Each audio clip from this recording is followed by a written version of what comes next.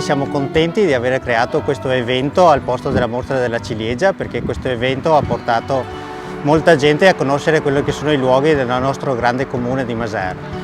Quest'anno non è stato possibile far creare la mostra della ciliegia classica perché l'aggregazione delle persone avrebbe portato sicuramente a essere contro le regole del Covid-19. Ma aver creato questo evento unico in regione, promosso anche dalla regione Veneto, è stato veramente emozionante e molto bello. Ci ha permesso di essere in contatto sempre con i nostri nuovi visitatori, con i visitatori classici della mostra, ma anche indirizzarli verso quelli che sono i produttori dei nostri prodotti agroalimentari, che nel nostro paese sono molto importanti. La mostra non si è fatta, ma si è fatta proprio una presentazione di tutti i prodotti che abbiamo qua del nostro paese, che alla fine è bello per tutto quello che ha. Infatti io vivo qua e sono orgogliosa di viverci. Allora, quest'anno non è stato semplice, in primis anche per la situazione del coronavirus, però comunque la fase della raccolta è una fase molto impegnativa.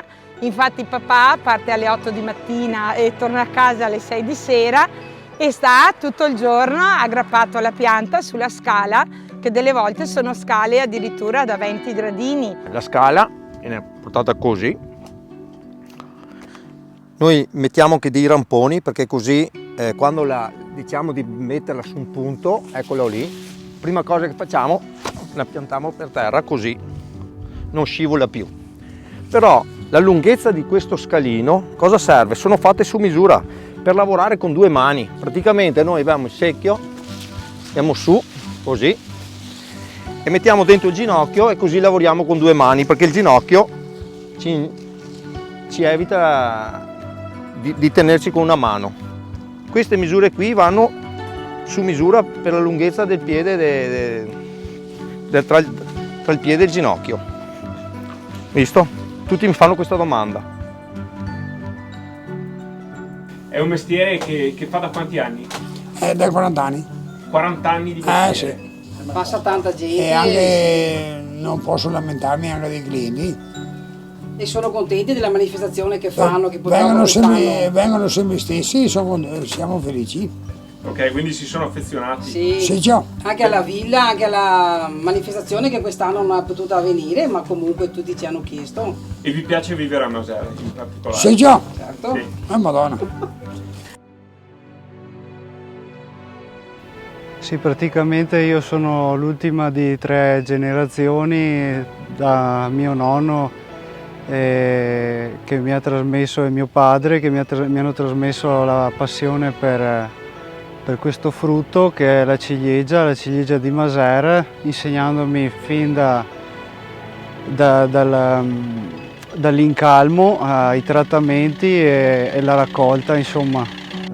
Quello che abbiamo fatto noi come azienda, non essendo più produttori di ciliegie, è stato abbinarci a un piccolo produttore di ciliegie per creare questa sinergia che ci consente da un lato di dare visibilità al produttore di ciliegie, dall'altro di acquisire anche magari chi viene per le ciliegie e scopre rossi, prosecchi della nostra zona. Maser deve credere nella ciliegia perché significa questo avere una risposta diversa, non solo prosecco, ma avere la ciliegia, avere l'olivo, l'olio e quindi avere dei prodotti che si diversificano e quindi diversificano anche il territorio, perché altrimenti sarebbe una monocoltivare, una monoproduzione, insomma, e quindi questo ne va a discapito di quella che era la caratteristica storica di questo territorio. La ciliegia è un prodotto che è presente nel territorio da secoli, abbiamo traccia dal 1340 con delle regole messe dal podestà di Asolo che regolamentava il commercio e quindi questo sta a documentare che c'è veramente una storia dietro la ciliegia di Maser.